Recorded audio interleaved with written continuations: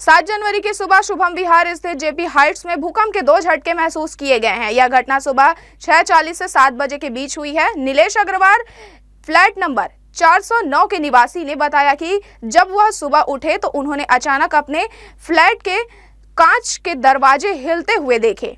पहले झटके को उन्होंने सामान्य चक्कर समझा, लेकिन जैसे ही दूसरा झटका महसूस हुआ, उन्हें एहसास हुआ कि यह भूकंप है। घटना के बाद जेपी हाइट्स के अन्य निवासियों में भी दहशत का माहौल बन गया।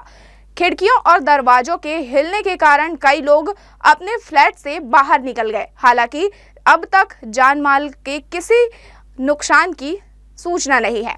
भूकंप के झटकों को लेकर अभी तक किसी की भौगोलिक विभाग या प्रशासक की ओर से आधिकारिक पुष्टि नहीं हुई है। हालांकि जेपी हाइट्स के निवासियों का दावा है कि सुबह 6:30 बजे से 7 बजे के बीच उनके दरवाजे और खिड़कियां हिल रही थी, जिससे भूकंप के झटके का अनुभव हुआ है।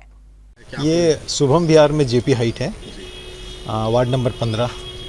और चूँकि ये सब बहुमंजिला इमारत है और हमारा जो फ्लैट है जहाँ बेटे को महसूस हुआ वो 4थी मंजिल पे था, तो हो सकता है बहुमंजिला इमारत होने की वजह से उसको पहला एहसास हुआ होगा और नीचे वाले को एहसास थोड़ा कम हुआ होगा। मेरा बेटा नीलेश, उसने मुझे करीब 7 बजे के करीब कहा कि पापा बोले आज सुबह बोले सारे कांच के दरवाजे हिल रहे थे और मुझे भूकंप का झटका पहले एक बार महसूस हुआ।